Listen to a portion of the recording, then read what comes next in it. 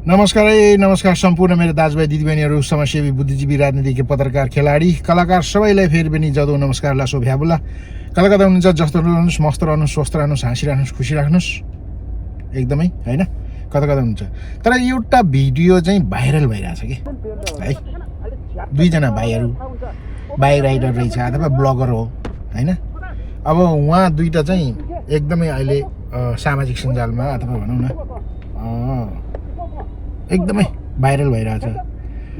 यो के हुन लागेको हो, नेपाली दाजुभाइ दिदीबहिनीहरू के हुन लागेको हो, सभ्य र एउटा चाहिँ अब तपाईँको चाहिँ ऊ छैन कि होइन। जहिले पनि तपाईँको चाहिँ रिसाएर अब एउटा सम्मान इज्जत गर्नुपर्ने ठाउँमा त अब होइन। उहाँहरू दुईजना चाहिँ अब तपाईँको के भन्छ धादिङबाट आएको रे भन्ने कुरो चाहिँ कता कता सुनिएको छ। तर त्यो भाइहरू पनि आफ्नो ठाउँमा होइन के गर्नु सक्छ त्यो गर्नुपर्छ। अब त्यो कारवालाले पनि के भनेको हेर्नुहोस् त, हामी त यो समाजलाई सुधार्नुपर्छ तपाईँहरू जस्तो मान्छेले, यो भाइहरूले होइन। यो त एकदमै आजरकता, एकदमै उग्र होइन। यो एक ठाउँबाट अर्को ठाउँमा त जानै भयो नि त हामी नेपाली दाजुभाइ दिदीबहिनीहरू। एउटा जिल्लाबाट अर्को जिल्ला, अर्को जिल्लाबाट अर्को जिल्ला, यस्तो पनि हुन्छ।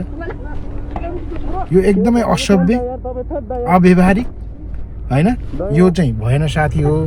अब उहाँ चाहिँ अब खोइ अब काभ्रे हो कि कहाँतिरको भन्ने कुरो चाहिँ आएको छ, तर थाहा छैन। मैले चाहिँ एउटा यसो हल्का एउटा भिडियो बनाएको छु, नरिसाउनु होला साथी हो। हामी सभ्य समाज, जिम्मेवारी नागरिक हुनुपर्छ र जहाँ गए पनि हामी सम्मान गर्नुपर्छ। जहाँको आए पनि हामी नेपाली हो होइन। यसरी चाहिँ उग्र र रिसाएर एकअर्कालाई सम्मान गर्ने ठाउँमा त नयाँ मान्छे छ भने तिनीहरूले त ओहो घुम्नुहोस् हाम्रो ठाउँ भनेर चाहिँ देखाउने पो हो त होइन, ठाउँ चिनाउने हो। एवं प्रकारले है जस्तो लाग्छ मलाई चाहिँ यहाँ हाम्रो एउटा सोल्टी रहेछ कारवाला, तामाङै जस्तो पनि लाग्छ मलाई। कहाँ हो के हो थाहा छैन है, तर तैपनि यो चाहिँ भएन भन्न चाहन्छु। धन्यवाद।